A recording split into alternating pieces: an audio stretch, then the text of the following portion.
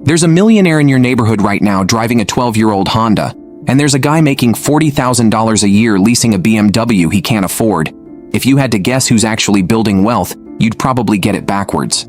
Because the way people look and the way people are almost never the same thing. And once you understand why, you'll never look at money the same way again. Let's start with something that's going to sound completely backwards.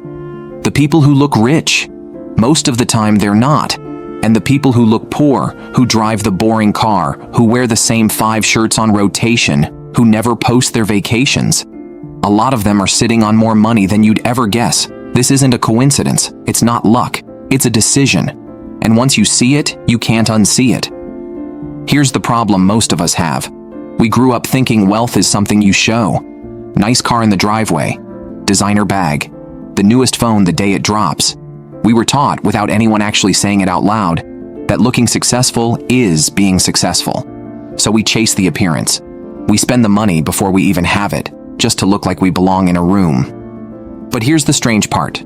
The people who actually make it, the ones who retire early, who never stress about bills, who have real freedom, they figured out that appearance and wealth are actually working against each other. Every dollar you spend trying to look rich is a dollar that can't go to work making you actually rich. It's not in the stock market. It's not compounding. It's sitting in leather seats, depreciating by the mile. Let me tell you about a guy named Ronald Read. Real story. He worked as a gas station attendant and a janitor his whole life. Wore the same coat for years. Drove a beat-up old car. Nobody in his town thought he had 2 nickels to rub together. When he died at 92, he left behind $8 million. And most of it went to the library and the hospital in his tiny town. Because that's the kind of guy he was. Meanwhile, you've probably seen the opposite story on the news. Athletes and lottery winners who made millions and were broke within 5 years. Not because they didn't earn enough. Because they spent it proving to everyone around them that they'd made it. So what's actually going on here? What did Ronald Read understand that most people never figure out?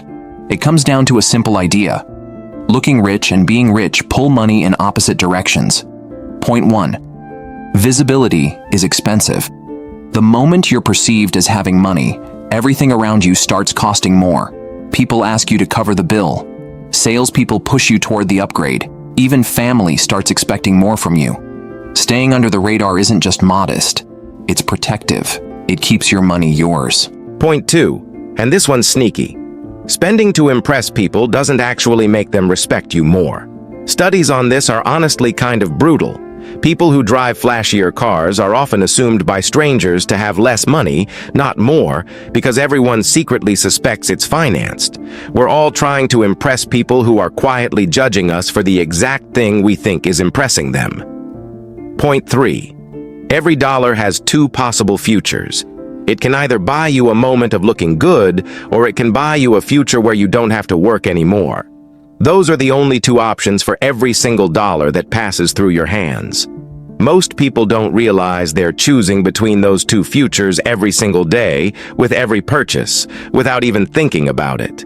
And here's where it gets really interesting. The people who choose invisibility, who look poor on purpose, aren't doing it because they're cheap or because they don't enjoy life. They're doing it because they understand something almost nobody talks about.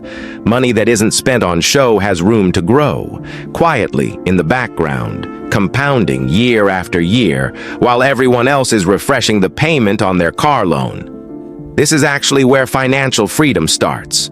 Not with a big salary. Not with some genius investment. It starts with the willingness to look a little boring for a while, so that later, you don't have to look anything at all. You just get to live. So what do you actually do with this? Start by asking yourself one honest question before any big purchase. Am I buying this because I want it, or because I want someone else to see me with it? That single question will save you more money than any budgeting app ever will. Next, pick one area of your life where you've been spending for appearance instead of value. The car, the clothes, the phone upgrade you didn't need, and just freeze it for 6 months. Don't judge yourself. Just notice how much extra cash shows up when you're not performing wealth for an audience. And finally, remember that real wealth is quiet. It doesn't need an audience. It doesn't post updates. It just sits there, growing, giving you options nobody else even knows you have. Because here's the truth that hit me hardest when I first learned it. The people clapping for your new car won't be there to help you if you go broke buying it. But the freedom you build by staying quiet, that's yours. Forever. Nobody can repossess that.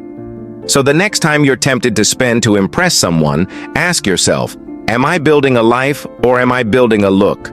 If you found this useful, subscribe to the Money Mind Hub, because understanding money isn't just about earning more, it's about thinking differently.